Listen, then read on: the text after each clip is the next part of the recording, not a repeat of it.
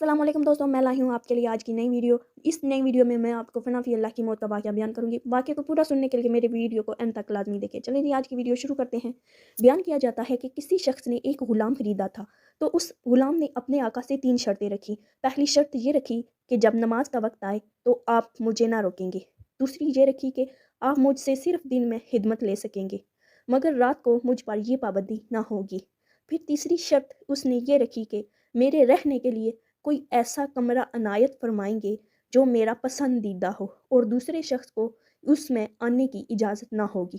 چنانچہ آقا نے غلام کی تینوں شرطیں منظور کر لیں اور غلام کو حکم دیا کہ جا کر محل میں اپنی پسند کا کمرہ دیکھ لو، جس میں ہر کمرہ ایک سے ایک بہتر ساز و سامان کے ساتھ آراستہ تھا۔ وہ کمرہ دیکھنے کے لیے تیار ہو گیا۔ پس غلام نے تمام کمروں کو دیکھ بھال کر اپنے لیے ایک ویران کمرے کا انتخاب کیا۔ اس پر آقا نے دریافت کیا کہ آخر تم نے یہ ویران کمرہ ہی کیوں پسند کیا؟ کمرے تو اور بھی بہت سارے ہیں۔ اپنے آقا کی یہ بات سن کر غلام نے جواب دیا کہ میرے آقا، شاید آپ کو معلوم نہیں کہ ویران جگہ اللہ تعالیٰ کے ذکر سے آباد ہو جاتی ہے۔ اس کے بعد اس غلام نے اسی ویران کمرے میں رات کو رہنا شروع کر دیا، اور یہ بات پہلے ہی طے کی تھی کہ رات کو غلام آزاد رہے گا۔ جب غلام کو اپنے پسندیدہ آزاد کمرے میں رہتے ہوئے کچھ عرصہ گزر گیا تو اس کے آقا نے ایک دن رات کو بزم احباب منعقد کی، اور نصف شب کی بعد جب دوست احباب رخصت ہو گئے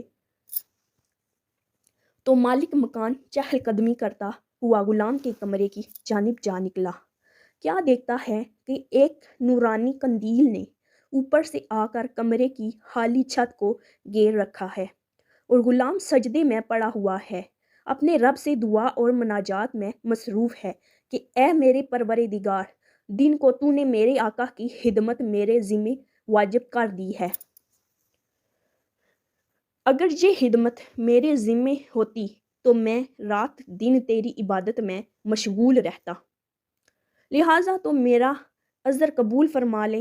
اس کا مالک تعجب کے ساتھ صبح صادق تک اس عجیب منظر کو دیکھتا رہا۔ چنانچہ صبح ہوتے ہی وہ نورانی قندیل آسمان پر چلی گئی اور چھت بند ہو گئی۔ مالک نے اپنی بیوی سے اس کا تذکرہ کیا، اور دوسرے روز وہ مالک اور اس کی بیوی دونوں اس منظر کو دیکھنے کے لیے اس کے کمرے کے آس پاس کھڑے ہو گئے۔ تو اس شب میں بھی بالکل وہی منظر دیکھا جو پہلی شب میں مالک دیکھ چکا تھا۔ صبح ان دونوں نے غلام کو بلا کر کہا، تو اللہ کے واسطے آزاد ہے تاکہ اپنی خواہش کے مطابق رات دن اللہ تعالیٰ کی عبادت میں مشغول رہ سکے۔ جس سے تو معذرت کرتا رہتا ہے، اسی کے ساتھ اس کے مالک اور اس کی بیوی نے غلام سے اس کی ان کرامتوں کی ذکر کیا جو رات کو وہ دونوں دیکھ چکے تھے۔